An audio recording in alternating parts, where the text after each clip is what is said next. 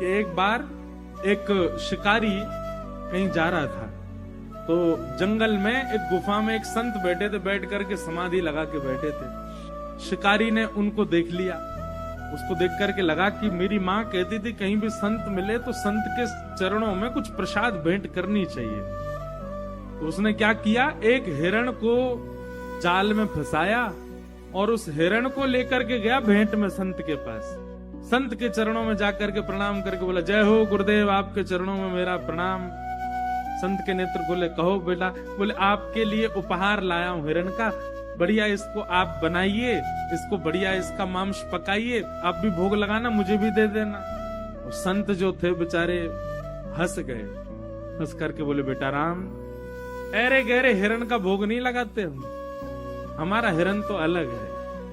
उसने कहा, महाराज जी आप आज्ञा तो कीजिए, कैसा हिरण चाहिए? 12 सिंगा पकड़ करके लाऊं कि चितकबरा पकड़ करके लाऊं कि सांबर पकड़ करके लाऊं? कौन सा हिरण चाहिए बताइए, इस पूरे जंगल में मेरी सब जगह तक गति है। तो संत ने उसको सहज भाव से कहा, लिखो हमको कैसा हिरण चाहिए। बोले, बताइए।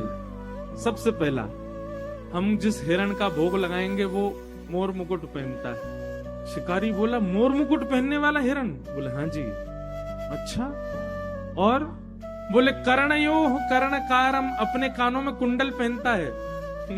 शिकारी बोला, ऐसा हिरण तो मैंने कहीं नहीं देखा, कुंडल वाला हिरण? बोले, हाँ। और आगे सुनो। बोले, क्या? पीली पीतांबरी पहनता है, गले में वैजंती माला पहनता है, पैरों में नूपुर पहन करके छम छम करते बांकी अदा से चलता है। और सबसे बड़ा गुण क्या है इसका? बोले, क्या? बोले, अधर पर वंशी रख के वेणु बजाता है। अब यहाँ पर बैठे हुए संत तो भगवान का वर्णन कर रहे हैं, पर सामने बैठा शिकारी इतना भोला है, उसको लग रहा है ऐसा कोई हिरण ही होगा। उसने मन में विचार किया, मैं ढूंढ के लाता हूँ इसको। और गुरुजी आप चिंता मत करो, जब तक ये हिरण नहीं मिल जाएगा मैं भी कुछ नहीं पाऊंगा। उसने मन में विचार किया, मैं ढूंढ के लाता हूँ इसको। और गुरुजी आप चिंता मत करो, जब तक ये हिरण नहीं मिल जाएगा मैं भी कुछ नहीं पाऊंगा। सब जगह ढूंढा उसको ठाकुर जी, अब तो वो हिरण मिले ही नहीं। एक दिन बीत गया, 2 दिन बीत गए, 3 दिन बीत गए। 3 दिन में महाराज उसकी हालत ऐसी हो गई कि अब तो प्राण ही निकल जाएंगे। सामने हिरण आ जाते हैं तो भी बेचारा कुछ नहीं कहता। बोले, नहीं नहीं, मेरे गुरुजी भी भूखे हैं तो मैं भी भूखा रहूंगा, वही हिरण चाहिए मोर मुकुट वाला। सब जगह ढूंढा लेकिन नहीं मिले। लेकिन उसकी ये इच्छा ठाकुर जी से जाकर के छुप गई।